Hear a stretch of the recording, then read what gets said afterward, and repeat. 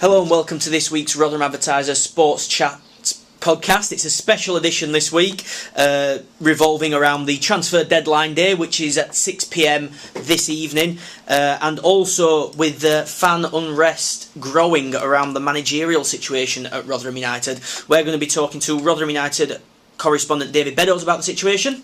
Hello. And as well, columnist Charlie Graves. Very good morning. Thank you both for joining me this morning. First up then, we'll discuss the transfer market. 6 o'clock this evening, that's Monday evening.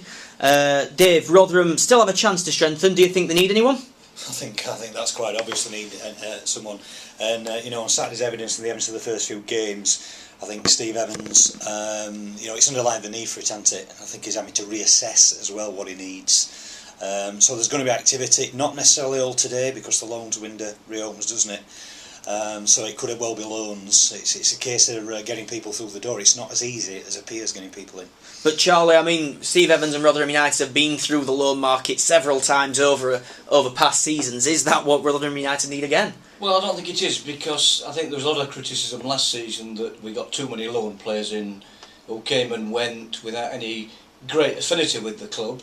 And I think a lot of fans were hoping that this season we'd perhaps, instead of getting 73 players in on loan, we'd perhaps get 2 or 3 marquee signings that would form the spine of the side and take us forward.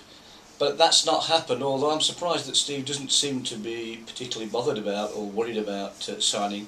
But the fact is, as I've said before, you reap what you sow.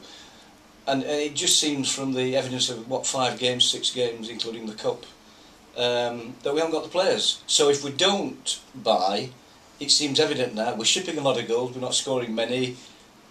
Relegation looks to be on the cards to me. Dave, Steve said after the game on Saturday, didn't he, that maybe 1 or 2 that he thought were going to be good enough possibly might not be now. Do you think that's just acting as a kick up the rear end for them players, or do you think he actually means that? Well, I think there'll be a good few managers up and down the country thinking the same thing, that players I thought would measure up haven't, on every first half a dozen games. Man for man, I still think that Rotherham are stronger than they were last season, but as a unit, as a team that's knitting together, it's just not happening at the moment. There's quite a lot.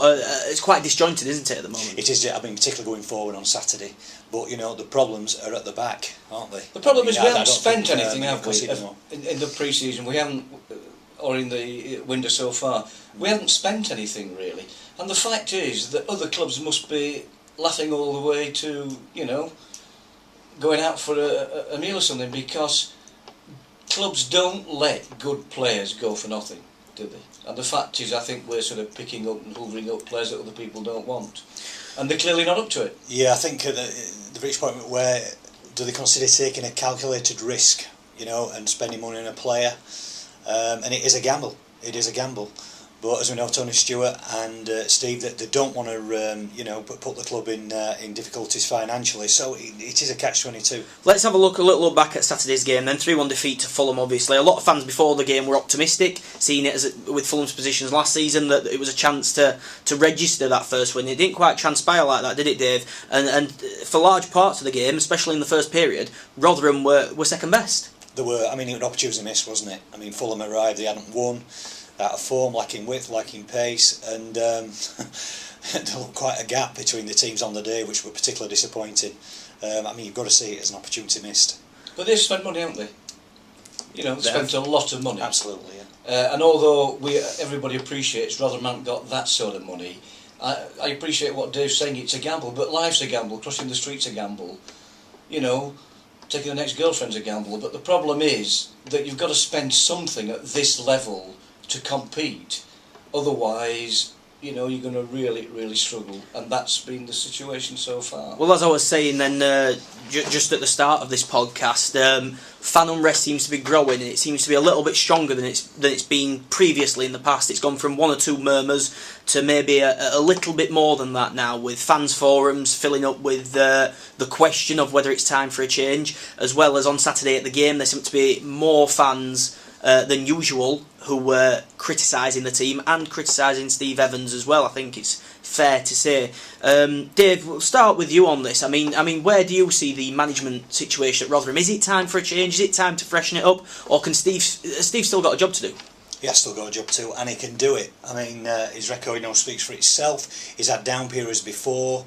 There was a period in League Two halfway through when people wanted him out, and look what happened after that. I think he's earned the right, to turn things around. The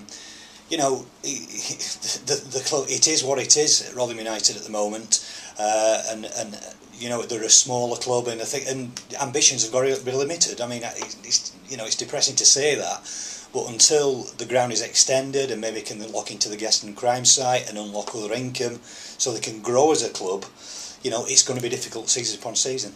Charlie, where do you stand on this? Because I mean, as an avid Rotherham United fan and follower, you obviously have your own opinions too. Well, I think football fans are notoriously fickle anyway. You've only got to lose 2 games and the manager's under pressure. But I'm not sure I quite agree with Dave saying he's earned the right to keep going. The fact is, his record may speak for itself, but it doesn't in the Championship. And perhaps now he's reached as far as he can go, and perhaps it is time for a change.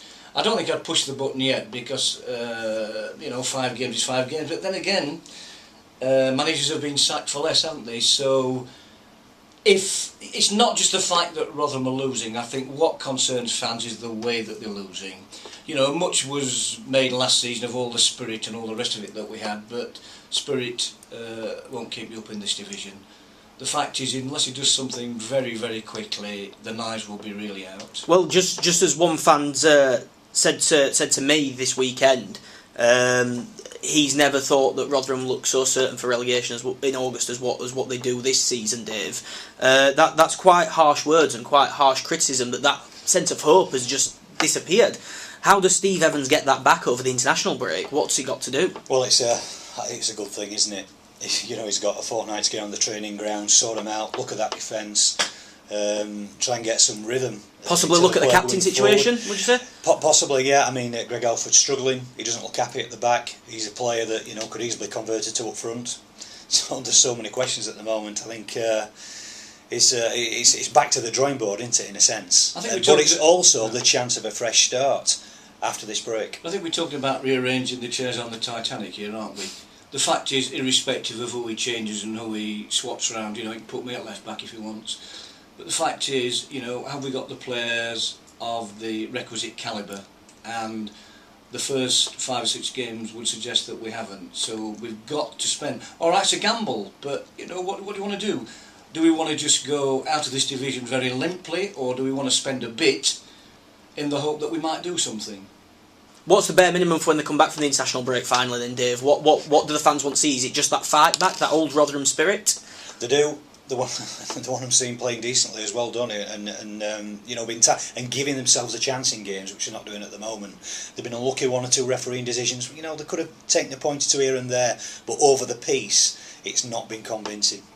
Lovely. Thank you very much for your time this morning, gentlemen. Remember to keep your eyes peeled on the Advertiser Sport Twitter all day for the live updates of the transfer activity from the New York Stadium. We thank you for listening and thank you for signing up to the match. Thank you. Goodbye.